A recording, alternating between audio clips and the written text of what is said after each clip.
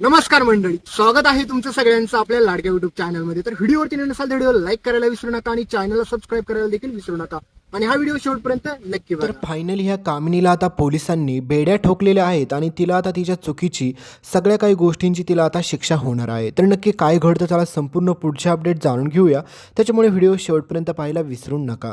तर मित्रांनो, तुम्ही पाहिलंच असेल की आत्तापर्यंत ह्या कामिनीने एवढ्या प्रचंड चुका केल्या पण तिला अजूनपर्यंत ती चुकांची शिक्षा भेटलेली नाहीये। तर तुम्ही पाहिलंच असेल की ह्या कामिनीने आत्तापर्यंत आपल्या कमळीला एवढा त्रास दिला की सांगायलाच नको।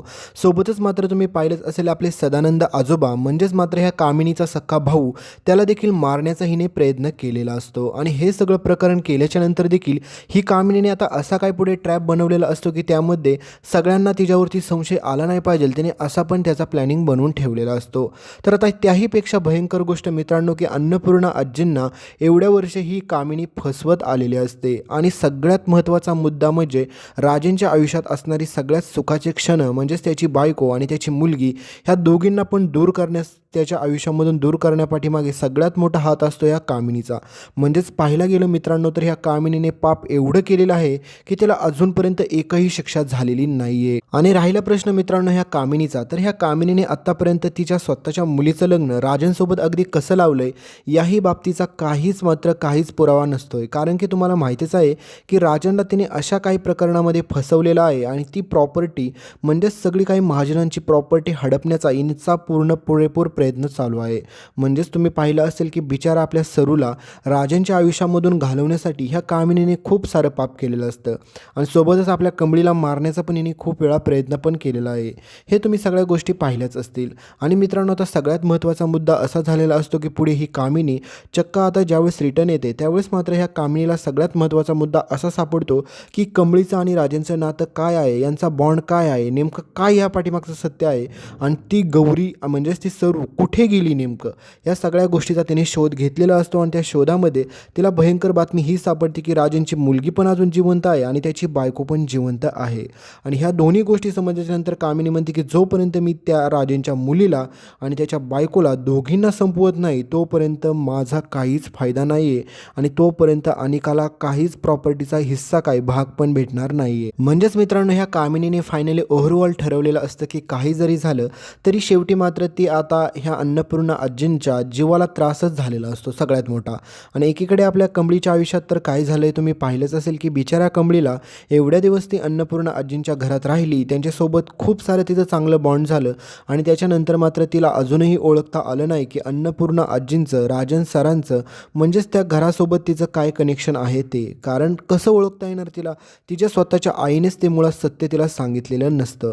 आणि ह्या एकाच गोष्टीमुळे बिचाऱ्या कमळी आत्तापर्यंत तिच्या वडिलांपासून आणि तिच्या आजीपासून अजूनपर्यंत लांब असते, हे तुम्ही पाहिलं असेल। आणि बिचाऱ्या कमळीला हे जर सत्य वेळेत समजलं जर असतं तर आज परिस्थिती काही वेगळी असते। कारण की ह्या कामिनीची एवढी मजलच गेली नसते आजोबांना त्रास देण्याची, सोबतच अन्नपूर्णा आजींना त्रास देण्याची आणि घरामध्ये काय कुटाणे करते त्या सगळ्या कुटाण्यांची। पण मात्र आता तुम्ही पाहिलंच असेल की या सगळ्यामध्ये चूक जर पाहायला गेलं कोणाची असेल तर ती म्हणजे आपल्या सरूची म्हणजेच गौरीची चूक आहे।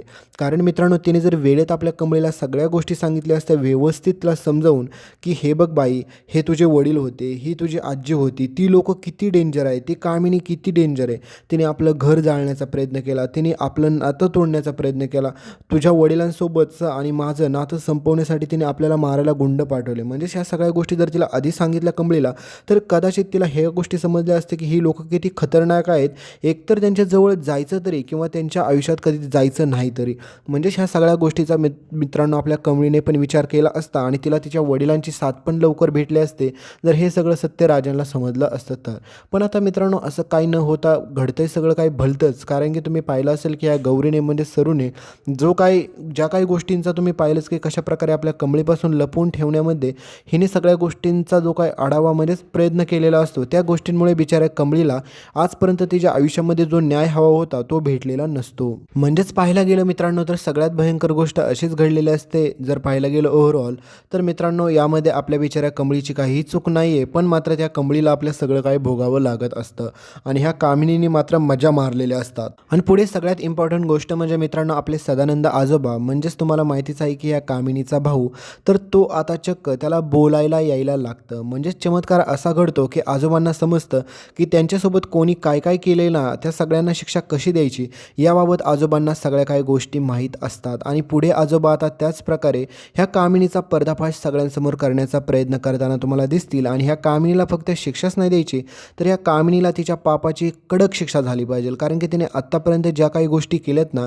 त्या पाहता तर ह्या कामिनीला जबरदस्त शिक्षा होणं गरजेचं असतं मित्रांनो. जर हिला एवढी कडक आणि जबरदस्त शिक्षा नाही झाली तर मग ह्या काहीच गोष्टींचा फायदा होणार नाही, हे तुम्हाला पण चांगलंच माहीत आहे. त्याच्यामुळे ह्या कामिनीला लवकरात लवकर योग्य ती शिक्षा होणं किती गरजेचं आहे हे तुम्हाला पण चांगलंच समजलं असेल. तर दुसरीकडे मात्र आता कमळी आणि ऋषीच्या आयुष्यामध्ये सगळ्यात टर्निंग पॉईंट असा येतो की ते दोघेजण देखील आता प्रेमाच्या एवढ्या पुढे गेलेले असतात की आता ते मैत्रीचं नातं विसरून आता चक्क प्रेमात अडकलेले असतात. म्हणजेच कधी त्या दोघांना एकमेकांवरती प्रेम होतं हे कधीच समजत नाही आहे, पण तरी देखील मात्र ते एकमेकांवरती प्रेम करायला सुरुवात करतात. आणि ह्या सगळ्या गोष्टी केल्याच्या नंतर तुम्हाला माहितीच आहे की आपल्या ऋषीला आधीपासूनच कमळी किती आवडत होती आणि ऋषीला लग्न करायचं तर कमळीसारख्या मुलीसोबतच करायचं होतं.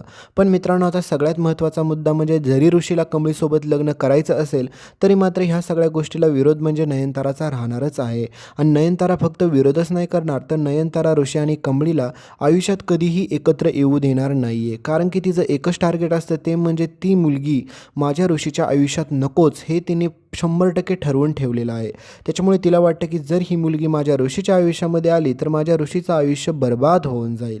म्हणजेच मित्रांनो ह्या नयनताराला ऋषी आणि कमळीच्या नात्याबद्दल खूप सारा तिरस्कार असतो आणि तो तिरस्कार कायम राहणार पण आहे. आणि मित्रांनो सगळ्यात महत्त्वाचा विषय म्हणजे आपल्या कमळीमध्ये आणि सरूमध्ये आता पुढे भांडण पण होणार आहे. कारण मित्रांनो कमळीला हे सत्य अजूनपर्यंत माहीत नसतं, कारण की तिच्या आईने तिला लपवलेलं असतं आणि राजनला अजूनपर्यंत हे माहीत नसतं की कमळी त्याची मुलगी आहे. हे सत्य पण राजनला माहीत नसतं. तर पुढे ह्या सगळ्या गोष्टींचा पडदाफाश पडछाड सगळ्या गोष्टी होतील आणि त्याच्यानंतर मात्र आपली कमळी पण ज्यावेळेस तिला हे सगळं सत्य समजेल त्यावेळेस मात्र ह्या कामिनीचा रागिणीचा छळून छळून कसा बदला घ्यायचा हे सगळं काय ती ठरवते. आणि तुम्हाला प्रश्न पडला असेल की ही आपली सरू कायम गावाकडेच राहील का, कधी राजनकडे देखील जाईल त्या महालात त्या बंगल्यात राहण्यासाठी. तर मित्रांनो पुढे ह्या पण गोष्टी तुम्हाला पाहायला भेटेल की आपले सरू मात्र ज्यावेळेस कमळीला सत्य समजतं त्याच्यानंतर कमळीसोबत ती सरू देखील आपल्या महाजनांच्या महालात जाताना तुम्हाला पुढे पाहायला भेटेल. पण त्या ठिकाणी ती कशी एंट्री करणार आहे मित्रांनो, तोपर्यंत मात्र ह्या कामिनीला आणि रागिणीला त्यांचा खरा चेहरा सगळ्यांसमोर येत नाही, त्यांचा पर्दाफाश होत नाही, त्यांनी केलेल्या आत्तापर्यंतच्या सगळ्या चुकांचा आढावा बाहेर येत नाही, तोपर्यंत मात्र आपली सरू म्हणजेच आपली गौरी आणि सोबतच कमळी त्या महाजनांच्या घरात तुम्हाला सोबत दिसणार नाही आहेत. कारण की अन्नपूर्णा आजी शेवटच्या श्वासापर्यंत वाट पाहत असतात की त्यांची मोठी सून आणि मोठी नात ही नक्की येईल त्यांना भेटायला. आणि पुढे मित्रांनो आपली गौरी सरू म्हणजेच त्या घरामध्ये आपल्या कमळीसोबत रुबाबात एंट्री करताना दिसेल, पण त्याच्यामध्ये खूप साऱ्या गोष्टी तुम्हाला अशा पाहायला भेटतील की तुम्ही त्या गोष्टींचा कधी विचार पण केला नसेल.